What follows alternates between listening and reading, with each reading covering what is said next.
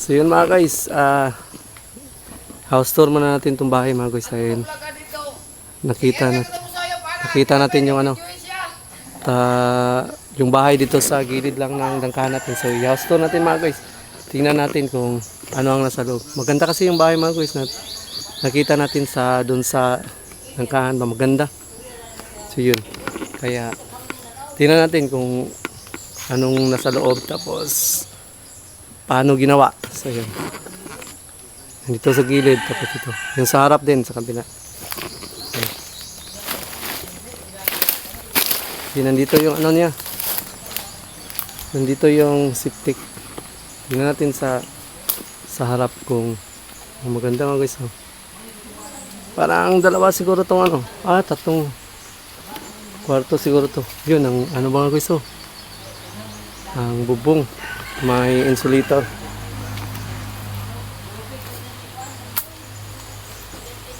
Para sa pala yung sa harap banda. Yung sa harap banda mga guys, dun sa gilid, dito sa harap niya. Kaso lang, nasa likod to na isang bahay. You know? Di nakaharap siya sa kalsada, pero may bahay dito. Ito, tapos may bahay din dito. Tingnan natin yung front view. Ganda yung front view. Ganda. Pasukin natin. Yung mga glass door. Mga glass door yung nila gamit. So, yun mga glass door. Yun ito sa loob mga guys. Wala kasing mayari, pwede tayo titingin-tingin sa loob. Yun mga glass window din pala. Ito yung ibabaw. Yun. Ganda yung ibabaw. Yun, may insulator. Hindi siya mainit dito sa loob. Yun parang ang gamit dito ng plyboard yata. Itong ginamit nilang dingding. So yun, maganda yung nila mga guys. Glass door, may kasamang screen. Para kunwari kung mainit, yun, hindi na lang isasara yung medium glass, yung mismong glass. Ito na lang yung may screen. Safe din kasi itong screen pag sa lamok. Ganun din sa bintana, ganun din. Yan, may screen din pala sa bintana nila. Ito, may screen. Yun, maganda mga guys. Ilang kwarto kaya to? Yun ang pintuan nila sa likod. So yun. Ang ginamit nilang tako kayo na. Ang ganda. Pero sa pagkata makabalag yung ani. Kailan pa kaya tayo makabahay ng ganito mga guys? Yung medyo malaki-laki na to. Mga ano nang gastos nito? Medyo malaki na yung gastos nito mga guys. No, mga pila budget nila ni. Mga dako na nila. Mga dako na gastos nila. Mga pila na, milyon na. To, ha?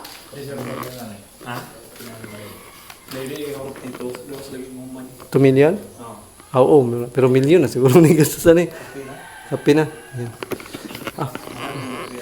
Kasi mga materialis mga guys, mahal. Milyon na daw, mga milyon na yata to.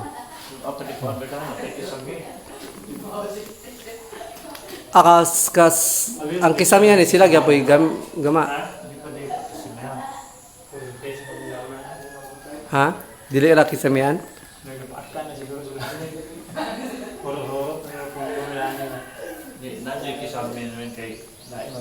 Lain nga ni, wala yung view. Pohon, pwede na, panitiwasan nga pa nila. Bugno, malamig na siya guys dahil may insulator, pero yung sa paligid kasi, di ba maganda yung view. Ito. May double rolling pa. Yun na, insulator.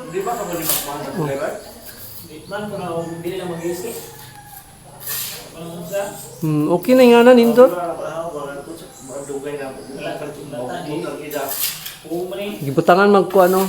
Nylon na. Dito alambre. Oh, nylon na. Alambre yun to. Hindi, hindi alam ko ito ah. Hindi pwede. Makita mo na ko sa ban, alambre. Ano to alam ko ito kay? Tayan. Malata na siya madugay o dili butangan og kuan. O nylon ba? Mapakpak, matangtang. Tayo ano to? Yung mga guys, ang ganda. Gandang bahay. Gandang bahay mga guys. Sa ano pala to? Yung sa classmate ni Angela yung ano, bahay na to. Plastic nila. Ang ganda ng mga wind. Kaso lang, dili akala ko steel.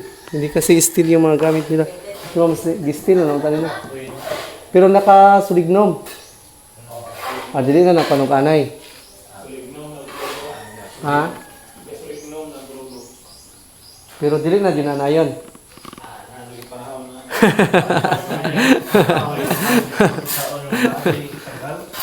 Nadyo tagal no? Yan. Labi day kabilya. Sulit na. Pero makuha nyo doon matugay. Yan. Diba? Mga kahoy kasi gamit mga guys. Yan. Ang sa dyan mas nindot, steel na lang. Maura gyapon. Still, yun noon. Kaya dugay pa noon. Mga steel no. Pila pa katulig na. Kuhan. Mas durable jud ang steel. Mas durable. yun. Minto sa kay kapoy ka. Oh, Sa tinanggalay. Ang kapoy mo kuhan. makuan jud no. Sayo ra ka makailis yun. Pero ba yung naliwag niya? Minto dito boss. Ito nga. Ang iba po, ano kaya na yun? May ako naliwag? Mo lagi. Kuya ni Ana yung saka man. Saka. Hirap yung anay mga guys dahil yan. Kahit napakataas pa ng ano, Bay na ni Rigo. kahoy kasi yung lahat dito mga guys oh. Yan yun. Kahoy. So yun, nakaano na yan ng sulignom. Pero sabi kasi ni nung video, kahit ano daw, basta yung anay kasi daw, wala yung anay. Lahat basta kahoy. Kayang anuhin ng anay. Kayang putputin ng anay. Yun. Mga kahoy kasi ang ginamit mga guys. Pero sa steel noy, makakuan ka. Nana kayo maggamit sa steel? Pwede na ka maka-steel? Yung mga ingani ba? Mga pang sabong sa atop. Pwede doon? Nana kayo gamit? Makahimo na ka? Oo. Ha? Steel ang panggamiton ba? Sana, pambarog. Sa atop. Makaya na nimo mag-steel. Steel ang panggamiton ba? Mga flat bar na ba? Mahimo na nimo. Hindi naman ako. Nana kay gamit. Building, wa building. Kapalit ta kasunod kay kunay magpagama ba? Marina. Marina. Anak ko Yan. Marina. Ako na Marina. Ah. Building. Ang garang. Okay, render. Na. May render ko ang. Kasi ito mga guys, ano to? Ma-master to sa mga ganito. Balik yung building Yun. na Wala pa daw siyang gamit. Sa kapin. Oo. Mawiti. O, di ba? May mga welding machine. TikTok. TikTok? Oo. Yun kay Jason to pala na to. yun kay Yes. kasi ngayon mga guys, yung mga bagong bahay, ano na, mga steel na yung ginagamit, mga flat bar. Di ba uso na ron mga flat bar na halos no? Dili na mga kahoy. So yun. Mga kasi itong sila na ano to, master to. Wala pa lang siyang gamit. Process ba? Oh. Kas matibay magtuyo na to. Kay bakason, ano tayo ng may patayo natin yung bahay natin. Ito bang Siya na lang kunin natin mga guys. ito na process? Metal stand? Oo. Ari lang ko sa bulgaling ito. Bato ko pagkaan ito ng ban. Ito ano may katubang sa inyo ng kuwan bitaw. Kodado. Oh, metal stand na. Ang bitaw. Steel clip naman. Piskado. Na po baga ano? Alawan. Metal oh. Depende sa kapag-on. Pero atuloy po yung pressure tatlong ko. Mahal dito siyang katungkuan. Baga. Baga. Ino ka klase na? Mara po nag-plywood ba na? Pero kuan dito siya, likon dito siya. Karang kang isang JJ po.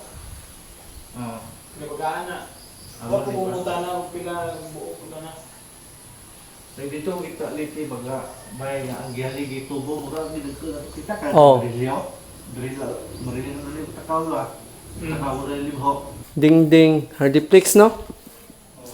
Hardiplex, yung pang dingding nila. Ano din dito? Kwarto. Yun, may isang kwarto. Tapos CR. Dalawang CR. Dua ka buk CR, ano eh. May CR dito. Tapos, dito din, may CR. Dito. Tapos, yan, kwarto na naman. Pangalawa. Ang taas ng ceiling nila mga guys. Napakalamig dito sa loob. Para kahit hindi ka na mag-aircon, malamig. Taas ng ceiling. Yung dalawang kwarto. Tapos dito. Tatlo pala yung ano nito mga guys. Tatlo yung kwarto. Kita na ito kwarto rin. May isa pa dito. Oh. May isa pang kwarto. Yung tatlo. Doon yung kwarto mga guys. Ito pala yung gumagawa sila Noy. Pasyat lang Noy. Albert. Si Albert pala ang gumagawa nito. Tapos yung ano niya. Yung sidekick si pangalan mo sidekick? Jeremy. So yun mga guys, yan si Albert, magaling kasi yan sa ganito. Baka soon, kung yung bahay natin doon sa sa atin, baka siya na sila kunin natin. Mas maganda to si Albert kasi ano lang, taga rito lang siya ba, hindi lang siya malayo sa amin. So yun mga guys, medyo may napansin tayo na sa bahay. Yung halos kalimitan gamit nila sa kahoy. Mga guys, kahoy. Yan, mga kahoy yan siya. Yung mga kahoy, yung sa ceiling. Pero nakakot siya ng sulignum, tsaka gasolin, crudo. Use oil? Use oil ang gisagol sa sulignum, Bert? Use oil. Nakakot siya sa use oil. Use oil sa sulignum. So yun. Ano kasi mga guys, kung sa akin lang, medyo kasi, yung kahoy. Hindi kasi siya nagtatagal masyado. Mas maganda yung na lang bakal. Pero sa kanila kasi to, hindi naman sa atin to. Kaya, yun. Yun yung nila. Yun yung ginamit nila. Yun, may napansin tayo dun sa mga guys, ibabaw. Yun. Ano kaya yan siya dyan? Ano kaya ang dyan? Yun sa pataas. Hindi pa kasi ito tapos. Kaya, ano pa to? Hindi pa to finish. So, yung siguro nila. Salas. Yung kusina. Ano kusina din eh. Baka dito siguro yung kusina nila. Sa likod. Ito pala yung pintuan sa likuran. Likuran na part. Yan. Tingnan natin sa likuran na part. Yun. Yun pala yung mga septic niya. Septic tank. Yan.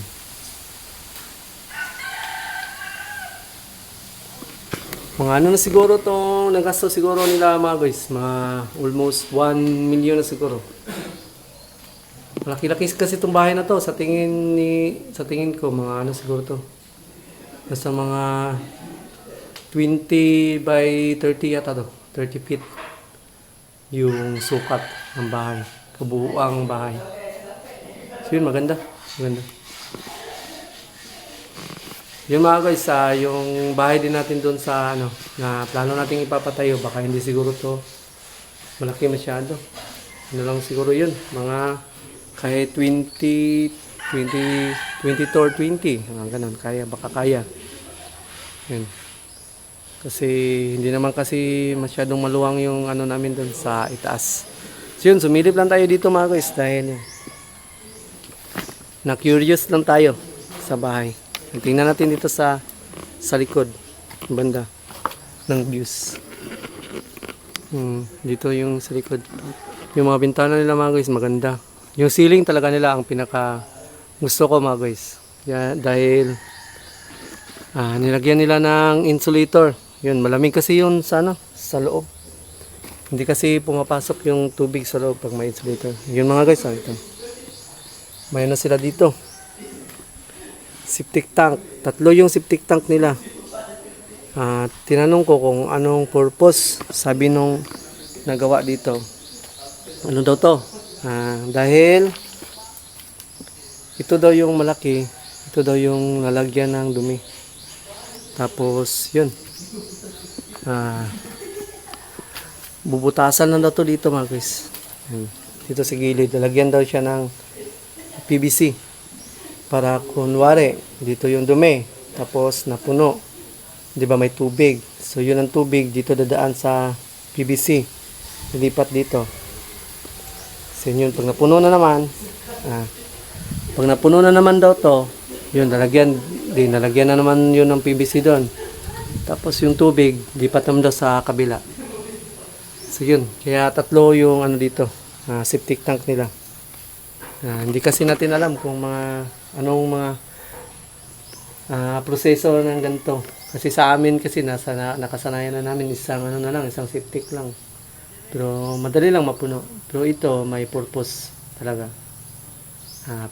Pag napuno na to, papahigupin na lang daw yung mga tigahigop. Tigahigop ng septic tank. So yun, nakiusyoso lang tayo dito sa bahay na to mga guys. Ayun. Maganda. Maganda kasi siya tignan. Malaki. Mga ano siguro to? 3 yung ano niya? 3 yung ano niya? Kwarto. Tapos 2 CR. Kaya yun. Maganda. Mga nasa 30 by 20 yata to. 24 or 30. Yun. So ano lang, yung napansin ko lang mga guys sa bahay. Yung gamit nila kahoy kasi. Hindi kasi ganong katibayan yung kahoy. Kaya, yun. Kung sa akin lang, kung may budget, mas maganda lang sana yung mga steel. Kahit malito yung bahay, yung mga steel na lang yung gamit. Kasi dito mga guys, kasi dito? Bukid pa. Ang dami kasing anay dito mga guys. Kaya, hindi maiwasan yung anay talaga. Pagkahoy, gusto kasi ng anay ng kahoy. Kaso ito may mga nakakot na yung niya, yung mga kahoy niya katulad niyan. May nakakot na sulignum tsaka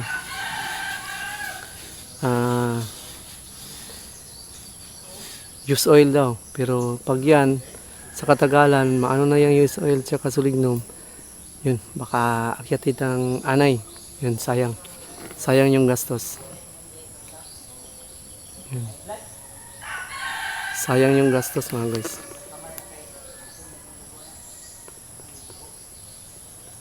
So yun. Mag-house tour lang tayo mga guys sa house tour. Yan. Tingnan lang natin sa loob kung anong design at ilang kwarto, kung paano ginawa. So yun. Yun mga guys, hanggang dito lang itong vlog na ito mga guys.